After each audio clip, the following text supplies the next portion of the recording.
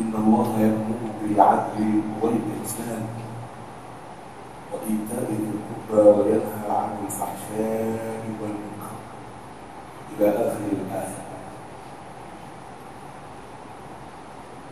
بعد أن نشكر Mwenyezi Mungu na kumtakia rehema Mtume Muhammad sallallahu alayhi wasallam,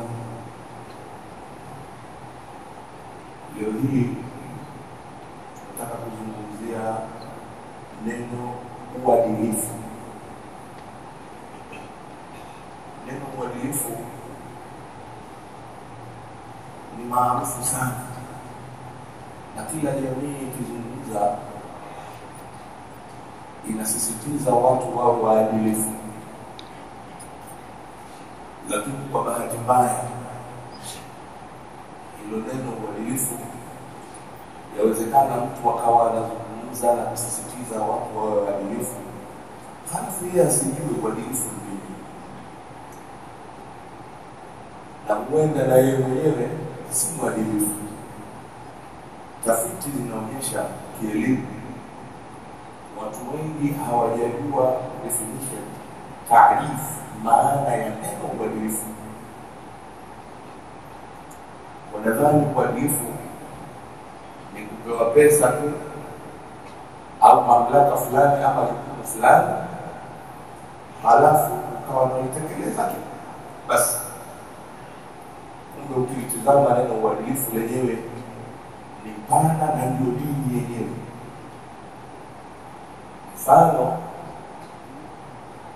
kwa sababu ni neno la Kiarabu, wenyewe wanasema al-adl, uadilifu ni nini? Ukielewa vizuri taarifa au definition hii, nadhani utakuwa umeelewa vizuri neno uadilifu. Na Qur'ani imezungumzia sana suala la uadilifu, na ni amri kutoka kwa Mwenyezi Mungu kwamba watu lazima wawe waadilifu. Uadilifu ni nini?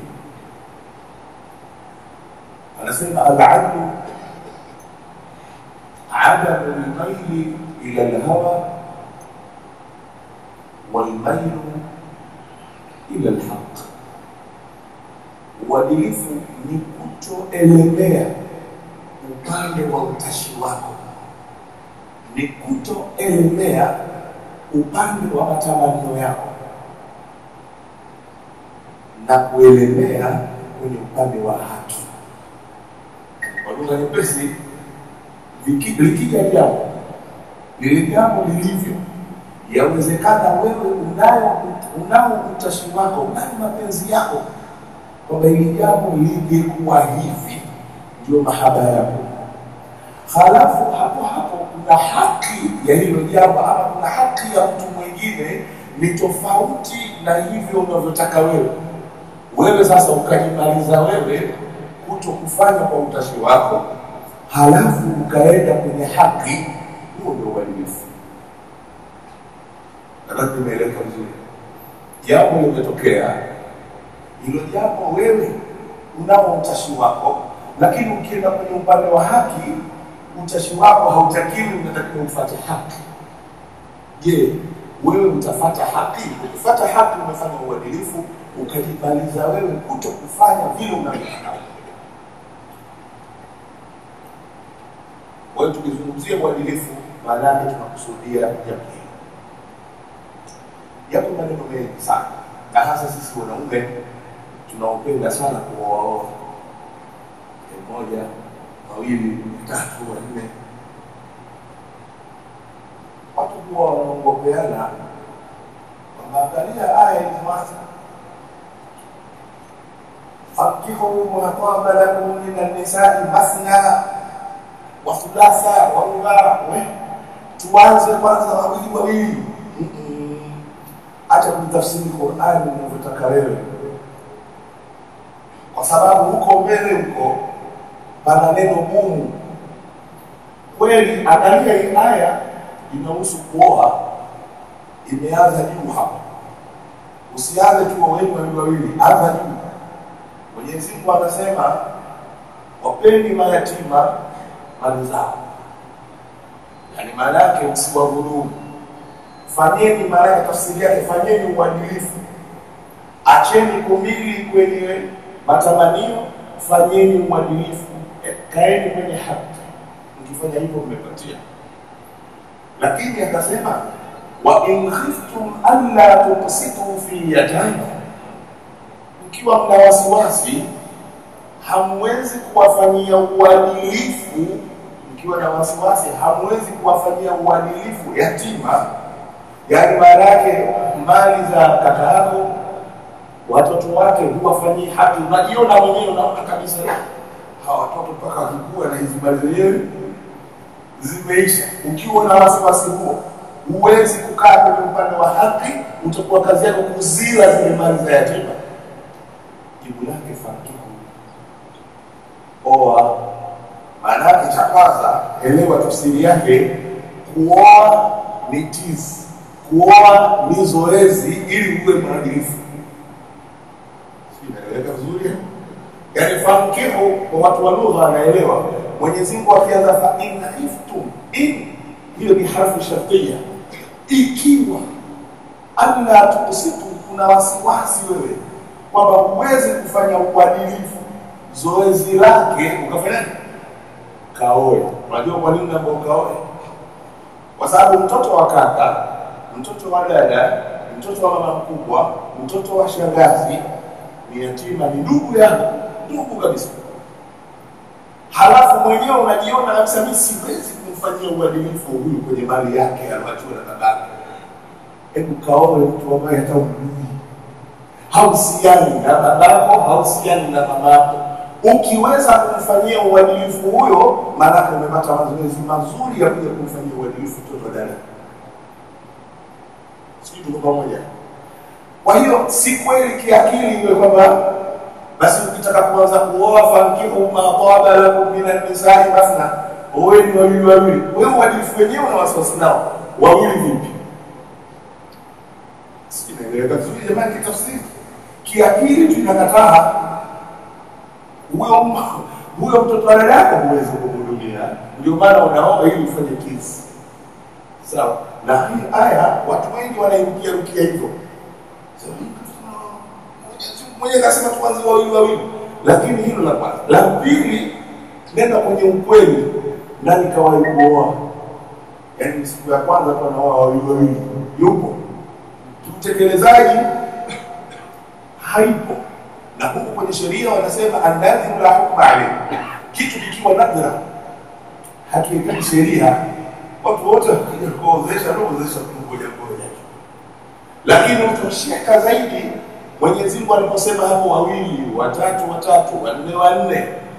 Tazama mbele aya inasemaje? alla ta'dilu fawahid. Ukiwa bado kila ukijipima. Sasa tutakuja kwenye hukumu nyingine.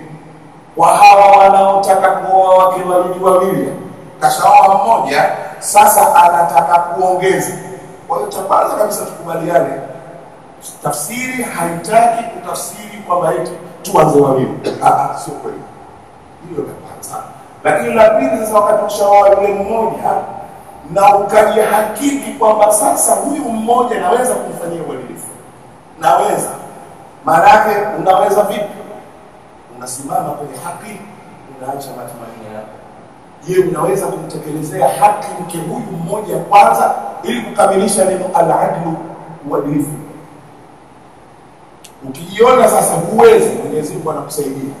In khiftum alla ta'dilu, ukijiona wewe huwezi kukaa sana kwenye haki, ukawa kazi yako unamili tu kwenye matamanio yako, hii kipimo ndio vizuri tu, kipimo hivi. Wewe unataka kuoa watu wawili au kushaoa mmoja, alafu na kuna mwingine anakumendea kule kazini. Si unajitazama haki yako kutoka kazini uende wapi? Nyumbani. Alafu mtu anakumendea ndio unataka kumuoa. Basi unakaa naye mpaka saa 6 usiku. Sasa swali la msingi, haki iko wapi? Hapo jawabu. Haki iko wapi? Ushamendea haki ya mkeo, umempa mtu mwingine. Uwezo uadilifu usioe, utakuja kusumbua. Sio unaeleka vizuri? Ndio kama ile iliyokuwa baba ndoa nyingi hapa zinapata matatizo nazo, ndoa za siri. Ndio siku nyingi hasa mpaka sana na ujumbe. wanapenda sana kuoa ndoa za siri usemi, mwisho baadaye unataabika wewe. Hakuna kitu kingine, kwa sababu hiyo ndoa ya siri haipatikani hasa kiasili ukawa na uhuru wako, uwezi. Na ndio maana wanachuoni katika malezi wao wanaweka wazi kabisa, katika kitu kinachoweza kumfanya mtu afanye maamuzi sahihi, mmoja wapo ni uadilifu. Sasa sababu utakuwa unajitesa tu mwenyewe. Sasa mimi nitakuoa, nitakwenda panga, unapata kibali nini? Sasa wewe utulie. Sawa, tutakubaliana vizuri. Sasa kuna vitu sasa utaanza kutabika wewe mwenyewe. Utakaa yule kule hajui, vurugu zinaanza. Vurugu zikianza kule nyumbani, wewe unaanza, mtu ana tabia nzuri tunaanza. Mimi nakuona siku hizo maneno. Mimi tena. Sasa hivi wewe urudi. Sasa maneno naanza mimi au naanza wewe? Lakini afadhali ungesema basi ingekuwa nafuu. Na kama huwezi kusema wewe unayo dalili vile vile ya kwamba huwezi uongeze. Yaani Yesu alijua bali insano ala nafsihi basira. Mwisho wake migogoro ni mingi sana na halafu haijulikani kutekelezeka. Sina maana kwamba ukifanya siri ndio haipo. Nieleweke vizuri. Nazungumzia neno uadilifu. Lazima wewe mwenyewe ujipime. Unaweza kumili kwenye haki ukaacha matamanio yako. Ukijihisi unaweza, basi oa zaidi ya mmoja. Kama unajihisi huwezi, Mwenyezi Mungu kashakupa nafasi fawahida, kuwa na huyo mmoja, kuliko kwamba mwanzo ulikuwa bonge mzuri unapendeza, tokea uoe wewe kafara. Mwanzo ulikuwa unafanya vizuri kazini, tokea uoe sasa hali ni mbaya. Kwa hiyo lazima ujielewe kwamba mimi nazungumzia uadilifu. Uadilifu maana yake mili kwenye haki. Ukimili kwenye haki utakuwa umefaidi. Na katika moja ya kufaidi ambayo narudia tena kusisitiza, hili swala la ukewenzi. Unaoa mkeo, ushapata watoto 3, ushapata watoto 4. Kwa utashi wako tu, kwa sababu ndio unatanganyika na mahaba, unakwenda kuongeza mke. Ukiongeza mke hawa watoto shule sasa hawalipi ada. Hujamili kwenye haki. Toka mwanzo ungetakiwa ujipime tokea mwanzo. Mwisho wake mgogoro utakuja kuwa mkubwa. Mwisho wake utamwacha huyo mke wa kwanza aende zake. Nenda. Ataondoka yule mke. Akiondoka, jamani, tukubaliane kwa hakika. Mama akiwa hayupo kwenye nyumba, watoto wewe huwezi kulea. Kaa kwenye haki. Jiulize vizuri, sio kweli. Kwanza huko kuoa wenyewe, kuoa hatuni sunna. Sio wajibu. Sasa leo unaboresha vipi sunna? Unaanza kuweka wajibu. Kumlea mtoto wako akakaa sawa sawa ni wajibu. Sije badieleka vizuri. Ni wajibu. Kuoa kuongeza ni sunna. Tena Mtume sallallahu alaihi wasallam katuwekea wazi, hata wewe mwenyewe huyo mke mmoja mwenyewe kama unajiona kabisa wewe uwezi, achana na hilo jambo, funga. Wala lazima sio kukuletea shida tu, huwezi chochote, huwezi kulea, huwezi kuhudumia, huwezi chochote. Basi wewe kama baba, sio mtu kama Nabii Daudi, asubuhi kesho kamko. Kwa nini? Mtume Muhammad sallallahu alaihi wasallam anafundisha ili kuwe mwadilifu. Ukiwa mwadilifu umefanikiwa. Ndio maana nimetanguliza aya Mwenyezi Mungu anasema, inna Allaha ya'muru bil 'adli wal ihsan. Mwenyezi Mungu Subhanahu wa Ta'ala anaamrisha uadilifu. Watu lazima wawe waadilifu. Maana yake watu wasimili kwenye matamanio, wamili na waelemee kwenye upande wa haki. Sasa toka hapo kwenye ndoa, ipeleke kwenye kazi. Toka kwenye kazi, ipeleke sehemu yoyote. Jambo linapotokea, hata msikitini, linapotokea jambo, tatizo lolote, migogoro yote msikitini, shida iko hapo tu. Yawezekana imamu akawa sio mwadilifu, yawezekana katibu akawa sio mwadilifu, hasimami kwenye upande wa haki. Ndio maana hapa nasema funga mlango, piga mwenyekiti. Itakuwa kuna tatizo tu. Kwa nini usimiki kwenye haki? Ukimiki kwenye haki, hakika utafaulu. Ndio maana Bwana Mtume Muhammad sallallahu alaihi wasallam alipoletwa katika moja ya sera yake kuu, al-adl uadilifu. Kawakuta watu katika maisha yao, yaani mtu mwenzake anamfanya kwa kigani. Sasa Mtume anauliza, wewe ndio boss, unamiliki watu hawa watatu, kwamba hawa watu wako wewe, wakilima chakula chako wewe, wakifanya kazi chakula chako wewe, mali yako wewe. Yaani kwani wewe nani? Yaani wewe una tofauti gani? Yaani wewe umezaliwa na lulu, umezaliwa na dhahabu, umezaliwa na nini? Kwa sababu Mtume amekuja kwenye haki, wale mafakiri wanyonge wote walikubali Mtume Muhammad. Walikubali. Kwa sababu anasema vitu vinaingia akilini. Kwani huyu ndio tajiri, mimi nimeelewa ndio bosi wangu tajiri. Kwani yeye kuna kitu gani kilichomzidi mpaka afike mahala mimi niwe msimiliki? Yaani kila kazi ninayoifanya, wanakipenda kisa cha Bilal ibn Rabah. Bilal ibn Rabah akatumwa na bosi wake, kapewa hela ndogo tu akafanya biashara. Kwa mzigo mdogo. Labda kwa sasa tuwe mfano kama kwa shilingi milioni 1 akafanya biashara. Kaida kule katambana na milioni 1, faida yake kubwa zaidi ni kupata nusu kwa nusu au kali kwa kali. Yaani umeenda na milioni 1 ukarudi na milioni 1 nyingine ikawa milioni 2, maana umefanikiwa sana. Yeye akaja na milioni kama 10 au 20. Yaani maana yake kapata faida mara nusu. Akamtia bosi wake. Akili yake kama anahisi kabisa huyu ndio faida. Itasifiwa sana. Unajua wafanyakazi anaweza kukaa mshahara wake ule, lakini akifanya vizuri bosi sifie basi. Yeye anataka sifa, tunasema tazameni mzee bwana anafanya kazi. Yeye pale anapata faraja, wala usimuongezee hiyo pesa. Basi bwana alipofika mtu aliweza mimi anasema kwa nini kwa kujitanua akafanya kazi vizuri. Basi bwana ndio kufanya kazi vizuri bwana. Wewe hapo ilimuumiza sana Bilal. Wakati anabeba ile mizigo anapeleka ndani, anajiuliza swali, hal kutiba alayya an akuna 'abdan mamluka? Hivi mimi nimeandikiwa kweli? Mimi nimeandikiwa niwe mja wa kumilikiwa tu, niwe mjinga hivi kweli? Akaweka mali, anatoka nje na kusikia Muhammad anasema utumwa hapa. Anasema naona maneno si yake. Ndio maana kila alipokuwa anapigwa yule mswaki anasikiliza wale Muhammad ndio mwenyewe. Awewe hata na mimi. Kwa sababu gani? Mtume akaja kumletea uadilifu, kamletea haki yake. Kwa maana hiyo, na sisi kwenye maisha yetu lazima tuwe na haki, tuwe waadilifu. Tukiwa waadilifu, tukielewa neno uadilifu, maana yake ni kumili kwenye haki na ukaacha kumili kwenye ule utashi wako, utakuwa umefanikiwa. Kinyume cha hapo unakosa. Na wanachuoni wanaeleza uadilifu umeleka sehemu nyingi, lakini kuna uadilifu wa mwili wako. Uadilifu wa mwili wako, kuna uadilifu wa roho yako, kuna uadilifu wa nafsi yako.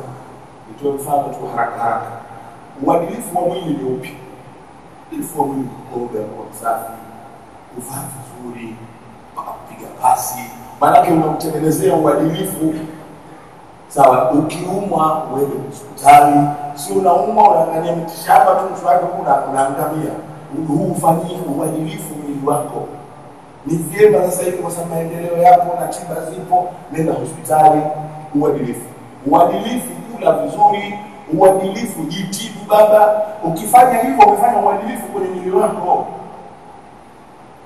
La pili, uadilifu wa kiroho. Uadilifu wa kiroho ni kufanya ibada. Ukiwa wewe unafanya ibada, maana roho yako mwenyewe unaimaliza kuifanyia uadilifu. Lakini wanachuoni wanasema mpaka hayo matamanio yako nayo yana uadilifu wake. Uadilifu wa matamanio ni upi? Kuhakikisha unalala vizuri.